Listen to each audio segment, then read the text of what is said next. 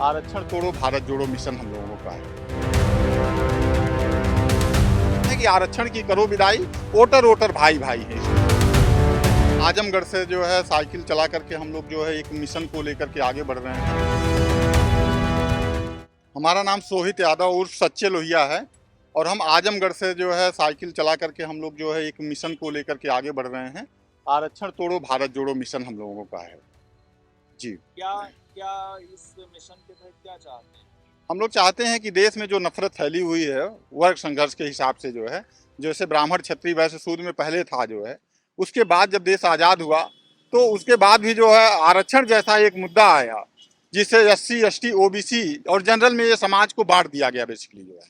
इसकी वजह से जो है जो शोषित था, वंचित था, लाचार था, मजबूर था जो है, उसकी आवाज़ जो है दब गई जो है और पूंजीवाद जो है या संपन्न लोगों ने जो है राज करना शुरू कर दिया जो है, इन लोगों को दबा करके। तो इसलिए हम चाहते हैं कि आरक्षण की करो विदाई, वोटर वोटर भाई भाई है इस देश में जो है। नहीं, भाई भाई की बात होगी, भाईचारे की भी बात होगी, लेकिन केंद्र सरकार से लेकर राज्य सरकार जहां भी देखो आरक्षण की बात होती है, चाहे वो राजनीतिक पार्टियों की बात करें, चाहे नेताओं की बात करें, आरक्षण पर ही तो सारी राजनीति टिकी है। तो फिर कैसे आरक्षण को खत्म कर दें?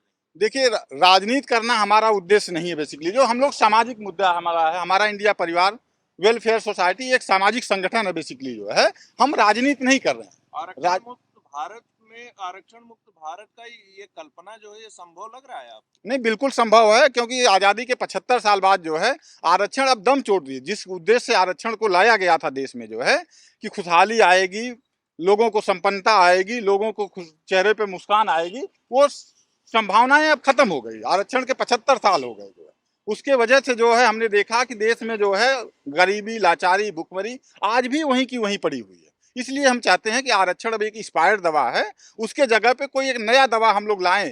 अब उसके जगह पे हम लोग भारत मित्र एक नया दवा लेके लाए हैं कि जो भी लोग 18 साल के हो जाते हैं, देश का वोटर बन जाते हैं, उनको एक ऑप्शन दिया जाएगा। यदि उनके पास कोई रोजी रोटी का व्यवस्था नहीं है तो वो लोग भारत मित्र का एक फॉर्म भरेंगे और केंद्र सरकार से जो है 10,000 रुपये हर महीना उनके खाते में आता रहेगा। वो वर्क फ्रॉम होम करेंगे, देश में मित्रता का भाव डेवलप करेंगे और इमरजेंसी ड्यूटी कभी भी लगती है तो वो लोग समाज देश के साथ खड़े होंगे जो है।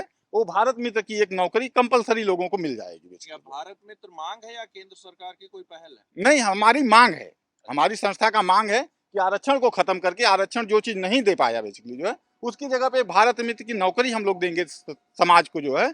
जो लोग भी जरूरतमंद होंगे उनको नौकरी दी जाएगी और वो लोग जो है 10,000 रुपये कम से कम जो हर महीने उनके खाते में जाएगा, जितने भी वोटर्स होंगे, तो उनको जो है रोजी रोटी के लिए सरकार की तरफ मुंह नहीं देखना पड़ेगा हमेशा के लिए जो है कि नहीं सरकार हमें अन्न दे, सरकार हमें बच्चों को पढ़ाई करे, मिड डे मील दे। इस तरीके का जो टकटकी लगा करके जो है सरकार की तरफ नहीं देखते रहेंगे। आपको लगता है कि आरक्षण पर कोई राजनीतिक पार्टी या सरकार हाथ जलाने की कोशिश करेगी?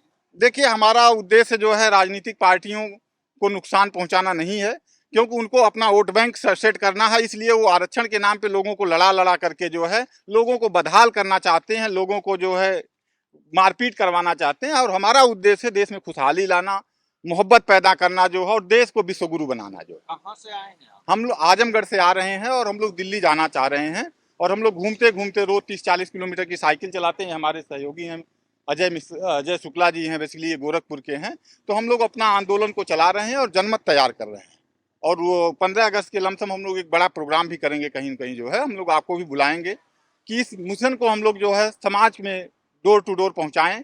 उसके बाद जो है इसकी आवाज़ उठेगी और ये मुझे लगता है कि अब इसकी ज़रूरत नहीं है, अब एक्सपायर्ड दवा है आजमगढ़ आरक्षण। से चले हैं, लखनऊ पहुंचे हैं, बीच में कहाँ कहाँ का सफर तय किए? बीच में हम लोग अयोध्या में भी 2 दिन रुके हैं बेसिकली जो है, उसके बाद बाराबंकी रुके हैं 3 दिन जो है। उसके बाद इधर से घूमते घूमते हम लोग आज 10वां दिन हमारा है यहाँ पे जो है, 1 तारीख से हम लोग जो है चल रहे हैं। संगठन कहाँ कहाँ काम कर रहा है? ये संगठन पूरे देश में काम कर रहा है, हमारा इंडिया परिवार ये पूरे देश में काम कर रहा है। अभी छोटे स्तर पे जरूर है, अभी 2017 से ये संगठन काम कर रहा है, लेकिन आने वाले दिनों में आप लोगों के माध्यम से मैं कहना चाहता हूँ कि ये संगठन एक बड़ा रूप लेगा और देश में जो है तमाम जो फर्जी तरीके की योजनाएं हैं, फर्जी तरीके की जो है सिस्टम बना हुआ है, उसको कहीं न कहीं जो है ये खत्म करेगा और खुशहाल भविष्य और खुशहाल जो है देश का निर्माण होगा। आप खुशहाली की बात करते हैं, लेकिन आरक्षण की जब बात होती है तो बड़ी असहजता कई तबके को हो जाती है। तो क्या आपको लगता है कि ये जो आपकी कल्पना है ये पूर्ण होगी? देखिए, आरक्षण सिर्फ 5% लोगों के लिए जो है ऊंट के मुंह में जीरा है। आप समझिए जो है किसी भी वीकर सेक्शन में आप चले जाइए जो है, शेड्यूल कास्ट, शेड्यूल ट्राइब या किसी भी गांव में आप चले जाइए जो है, ये 100 लोगों की आबादी है, उसमें से 5 लोगों को नौकरियां मिली है बेसिकली जो है। तो आरक्षण एक ऊंट के मुंह में जीरा है बेसिकली, जबकि नुकसान तो सबका हुआ बेसिकली। नफरत सबके दिलों में हो जाती है। बच्चा 10 साल का हुआ नहीं, उसका बाप जो है दौड़ भाग करने लगता है, को जात प्रमाण पत्र पहले बच्चे का बनवा ले जो है कि आरक्षण का उसको लाभ मिलना शुरू हो जाए। वहीं से दूसरे बच्चे के अंदर नफरत शुरू हो जाती है।